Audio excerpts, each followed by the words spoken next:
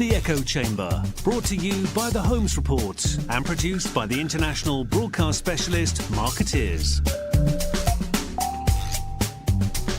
Sponsored by the Bullet Group, putting you in tomorrow's conversations today.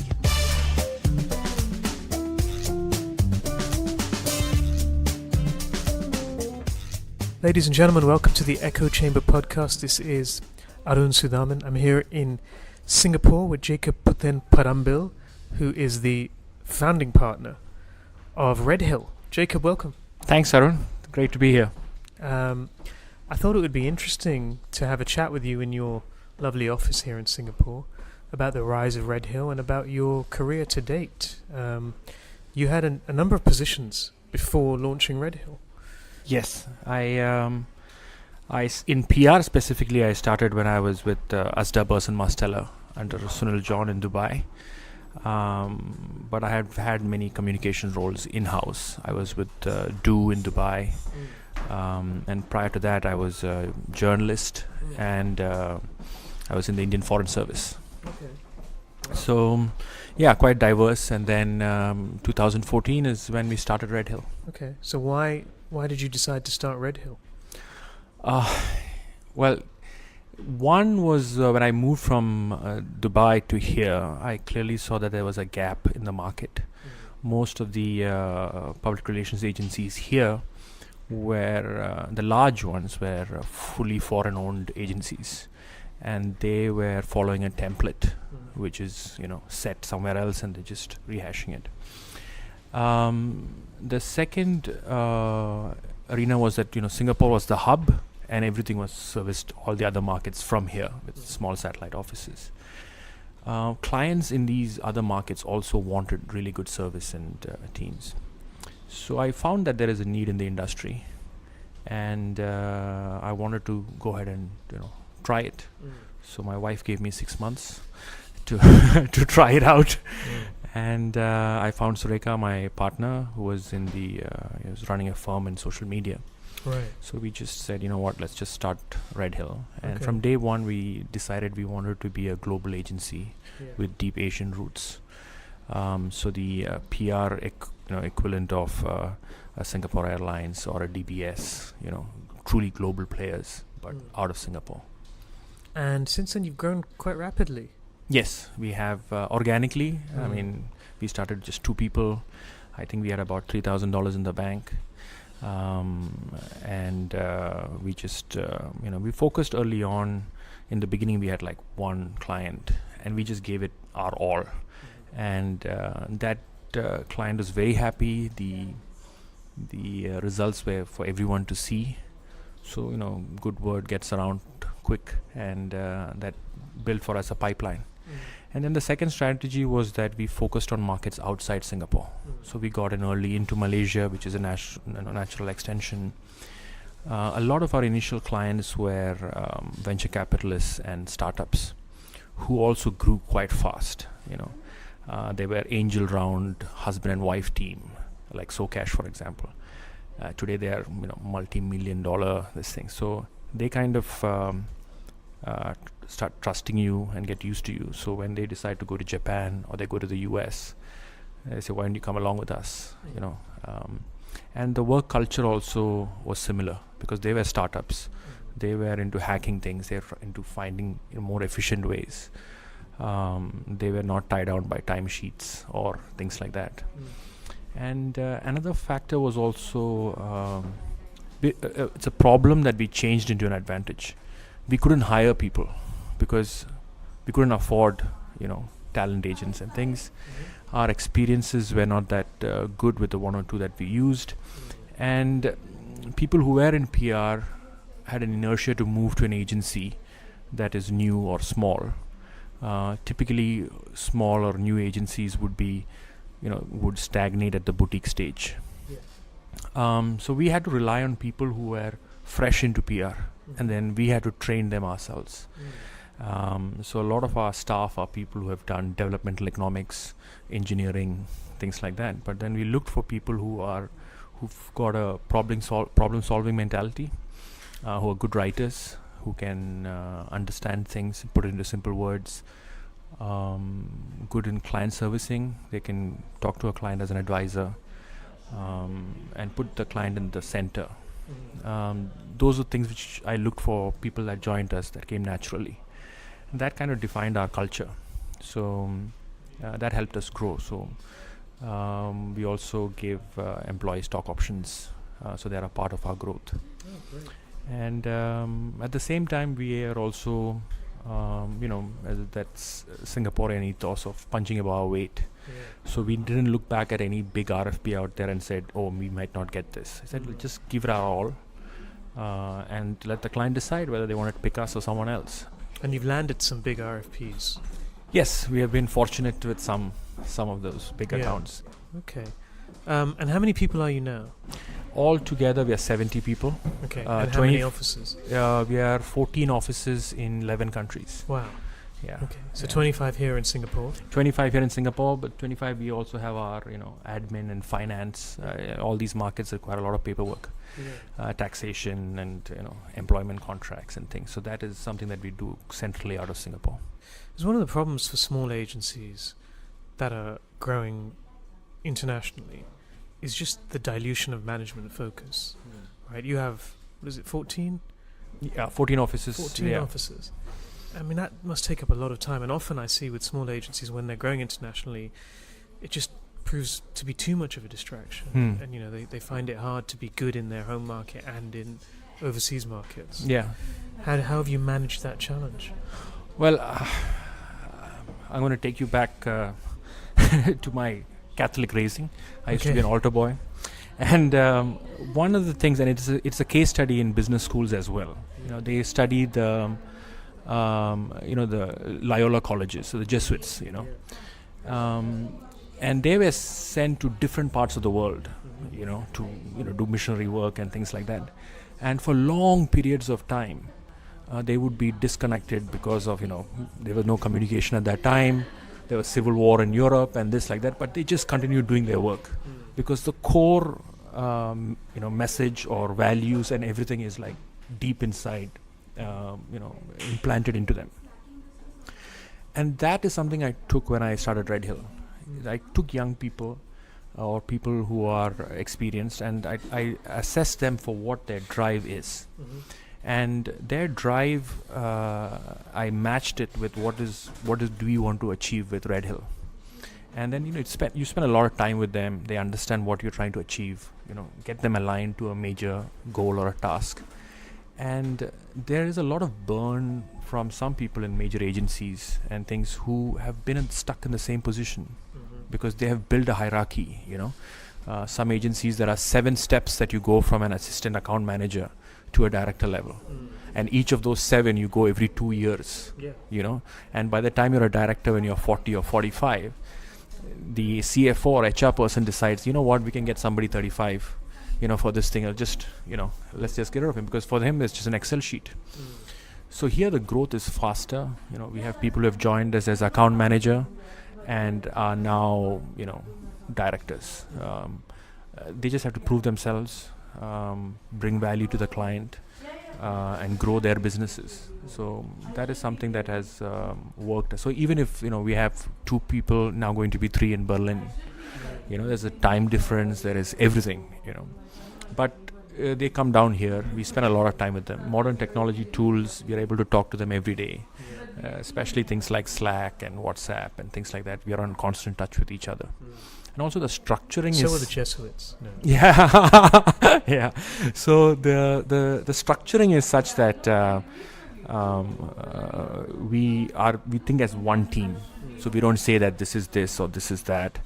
And so we try to provide like a weekly Eucharistic experience to all our team members. Yeah. So you are the Jesuit missionaries. Of the Yeah. business. So I'm not saying that we're a religious organization, but I took the management principles from them. Okay. And then I just kind of put that into our system. Yeah. So that they all. The book Brief History of Humankind, in that there is this thing that what makes human beings different is that we are all able to believe in something which is not happened or not seen. We have power of imagination, and if we align all those thoughts into a greater goal and motivate people for it, then it becomes, this is the same. If you look at an Indian corporate like Tata, Tata's never believed in enriching themselves as individual promoters. Every money they got, they put it into trusts. Tata is owned by trusts. So it's, when India got independence, what Tata said was, I want Tata to be the vehicle that will, make India rich, India prosperous. He never said, I want to be the richest man in the world. So if the greater purpose is not, individual richness or things like that, it's, that pride, that sense of achievement in creating something big. And that is something that's just addictive to people. Yeah. So that is what I hone on, and get people to believe in. Okay. And you mentioned that you started with a focus on the VC and startup world. Was that deliberate? It wasn't. It wasn't deliberate, but that was a gap in the industry. I had learned from personal experience when I was with Asda Börsenmasteller in Dubai. One of our clients was Souk. It was one of our smallest clients. They just came in because they were, changing and everything. And it grew rapidly to a state where they were sold for close to $1 billion to Amazon. And I knew at that time that the VC startup space is picking up here. If I plant do good work with them when they are small, it's like circus lions, You train them when they are cubs, and they become huge lions. Still, they listen. They don't eat you. They don't eat me, but they listen to you more. They value you. They'll eat somebody else if they come into the ring. This thing. They protect you. Yeah. So, and the founders have their own. They are extremely driven people. They're taking huge risks. And you should be able to accommodate them, and if you just tell them the standard PR procedure of working with them, they won't get it. Well, standard PR procedure is to avoid startups, from what I can see. Yeah, because it does, the two cultures don't gel. They're and like... it's risky. It's seen as risky financially sometimes. Yeah, so see, when you talk about risk in a PR field, right, you are then stalking off the CFO-driven culture and the holding company-driven culture. They want to de-risk everything. Yep. Correct. But then how do you de-risk everything and be in a creative industry? So here our focus has always been in what is it that is going to give value to the client in terms of his business growth, in terms of his fundraising. How does he get more prominence? Because people have to invest in him, right? Round after round in a loss-making company. Authorities have to take the startup seriously for regulatory purposes and things like that. And a lot of these people, there's one startup who's doing really well right now. He just raised close to $40 million. He had never been to Malaysia. So, and he was going to sign a major thing over there. And so we have to do a lot of hand holding and things like that. But one of the early things we focused on, we only worked on retainer work. So we wanted long-term horizon to make these things come into fruition. So that, especially on the finance front, really helped us because it was regular cash flow. And we didn't take, we were very conservative in our approach. And that we only spend money that we have. We have focused on remaining profitable all throughout and a growing profitability rate. So we have focused on that.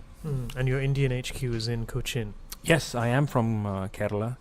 And being in the government service earlier, I know that there's a factor called distance from Delhi. So the further you are away from Delhi, the more things get done. And Kochi is good because, Emirates is one of our largest clients in India. We have office in every city Emirates flies to. We also have CGH Earth, which is a large, high, ultra-luxury resorts. We do their PR globally.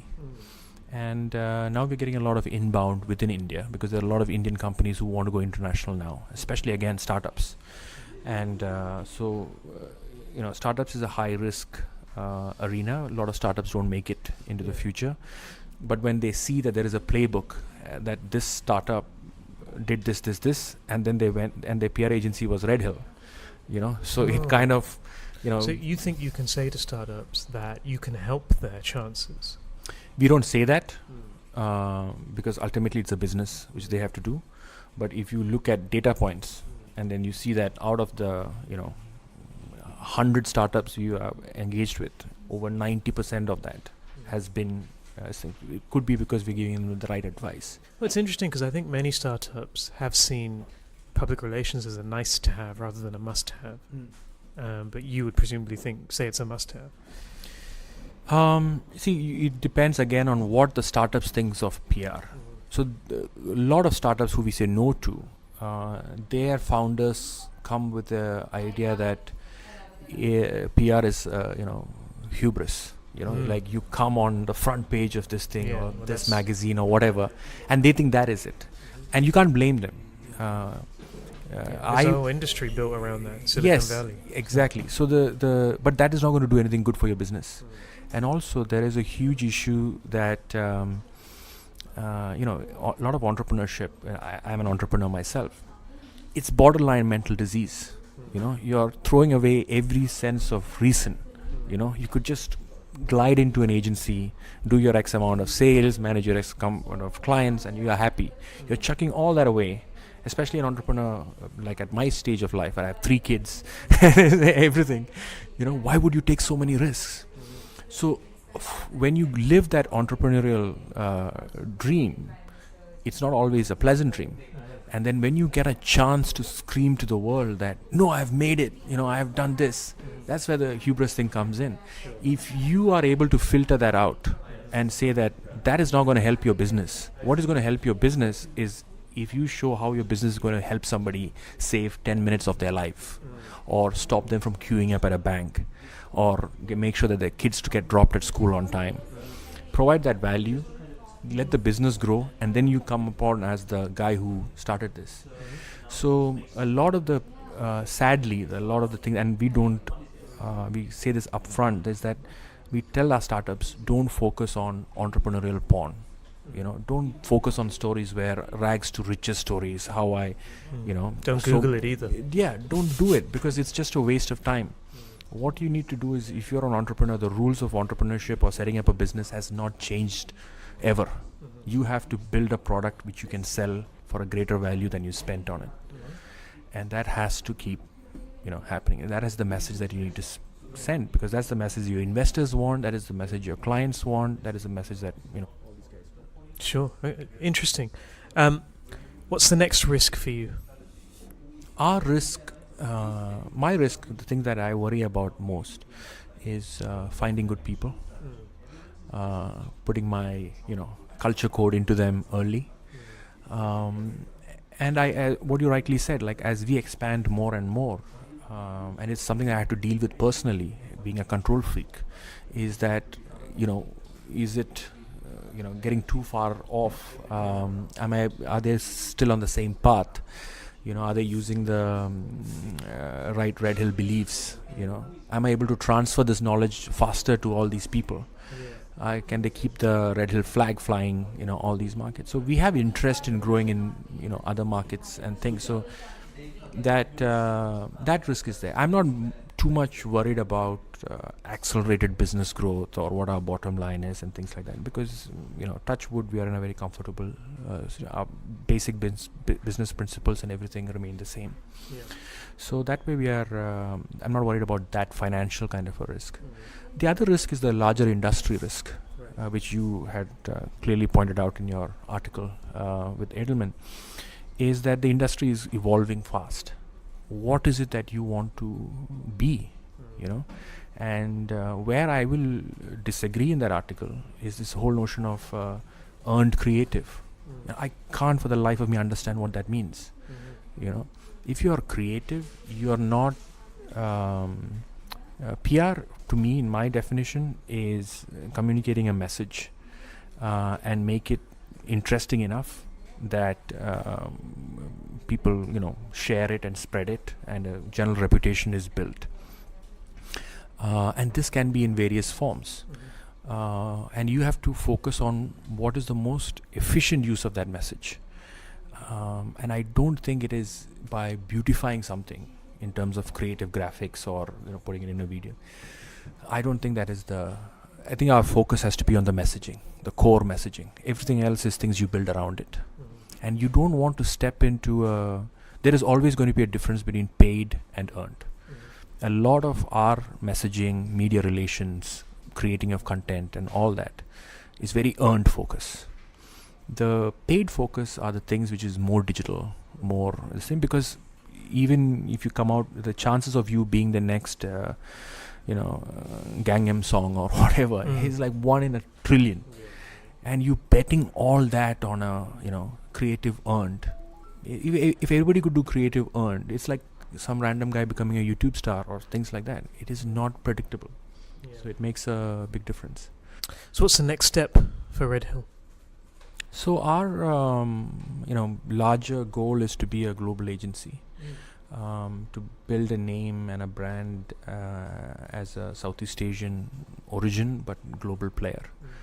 And so we will look at opportunities to acquire other firms, people we can integrate. We will look at new avenues of business. Public affairs is something we are getting into now. We have a few clients there. We have done well in pharma. We want to expand there more. Startups, VCs has given us entry into finance. So as my team is young, as they grow, I'm hoping that they will grow with the same expansionary mode with the right values that we've put in. And so organically, stably grow. So that's the larger picture. That's a very ambitious goal. I'm glad to see it. There's not been a global agency come from this part of the world. Well, since we brought up Kochi, I have to tell you this bit about my granddad who passed away a long time ago. He used to always tell me that, you should aim for the stars, because even if you fail, you will land up on the tallest coconut tree. Yeah. So, there's no limit to, as long as you've got 1 foot on the ground, that we do with sound business sense, good set of advisors, people on the board and things like that. Then you're in a, you've got some amount of safety checks in place. Do you have a Delhi office? Yeah. Oh, you do? Yeah. Okay. So you couldn't avoid that? No. we are there in Delhi, Kolkata, Hyderabad, Chennai, Bangalore, Mumbai and Kochi and Chennai. Wow. Yeah. Okay. Yeah, and all our offices are our own people, our own entities. It's not like my nephew, or we are not that. This thing is all. I've seen that too. Yes, yes. So because we cannot, and a big difference is that a lot of times that quality you can provide, if you outsource your work in another country or another city to somebody else, the loyalties are not there to your client or to you. So that's something we avoided. That's something easy to do. You can find people on LinkedIn or they say, hey, can you do this for us? No, we have our own guys. In Japan, we have about 4 people now in the Tokyo office. There are Japanese people that we hired. It's a big uphill task to recruit in Japan, but Sureka and I landed up one day. We didn't even check the weather, and it was freezing. And we were like, next time we should check weather. And we just started off. Big difference from Cochin. Yes, big difference from Cochin. So you're fully bootstrapped, no private equity money, no external funding? Nothing. Okay. Nothing. You wouldn't consider that? We have some interest on it, but it has to be aligned with our Jesuit friends, and because we don't want to create something that is not sustainable. Today, a large part of us taking risks with startups or being flexible with clients or going the extra mile is because we have that fundamentals in place. We have, I don't owe anybody money. I don't have investors on my board telling me where is your this, that. So that kind of gives you a good set of fundamentals to be flexible on for your clients and for taking larger decisions.